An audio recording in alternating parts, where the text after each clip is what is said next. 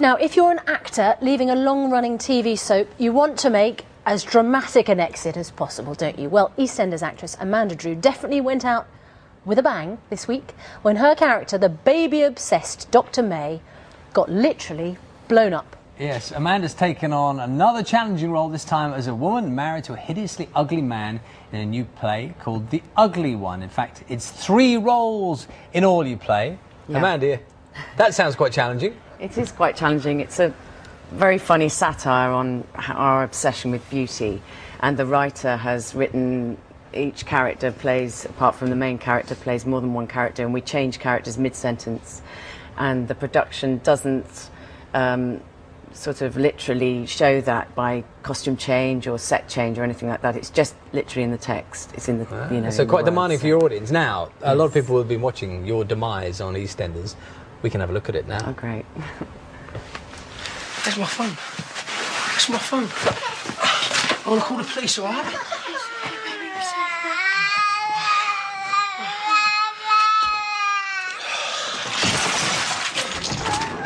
Mickey?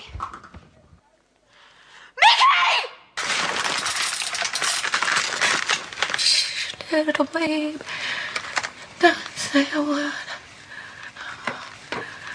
Mama's gonna buy you a mockingbird. And if that mockingbird don't sing, Mommy's gonna buy you a diamond ring. And if that diamond ring turns brass, Mommy's gonna buy you a looking glass. And if that looking glass gets broken,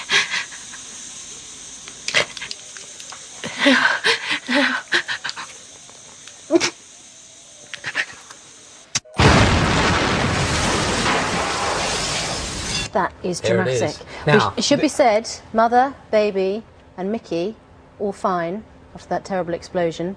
Dr. May, though, not making any more house calls. No. No, is there sometimes in a body bag. Sometimes in these soaps there is room left for doubt, but presumably because you're in the room and it blew up, there's no option of no. I don't think I'll be going back on the square unless May has a twin sister that suddenly comes about, you know. But no, I think May's demise is certain. Yeah, over. A really fascinating character because she became obsessed with that baby, didn't she? And she came back trying to be reasonable and sort of knocking on Dawn's door and saying, it's okay, I can help, I can look after the baby. A real challenge to play that kind of character, not being able to have a baby, then sort of driven mad by it. As an actress, that you must really relish that kind of challenge. Absolutely, it's very fulfilling to get a role like that because, as you say, there's so many dimensions to it, and it's not just the villain. Hopefully there will be elements where the audience can sympathise with her plight and relate to it in some degree, and of course it's taken to extremities, but to play that is very exciting, yes. And have you been in supermarket checkouts and had people sort of hissing at you? No, actually, people are really polite. I was sort of fearing that because my character is quite dark, but people do see the distinction between me and her, and they've been very positive about the show. Yeah. And having done EastEnders and played that kind of character, does that give you a boost then when you go into the theatre? Do you feel... Do you know, I feel more confident now, yeah. Because actually something like EastEnders, you get very little time to prepare.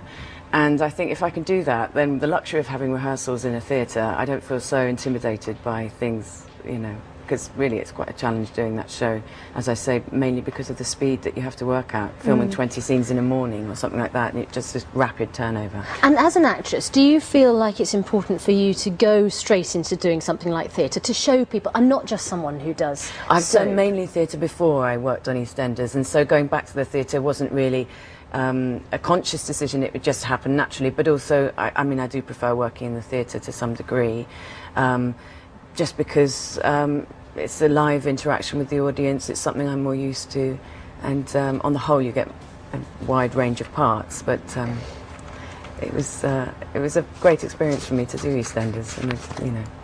Well, good luck with the show, which is on now. You were Thank on you. stage last night, weren't you? Yes, I was, Well, and thank we're you. on till the end of next week Great. at Royal Court. Well, thank you very much for getting up early for us this Pleasure. morning. Nice to see you. Thanks very much.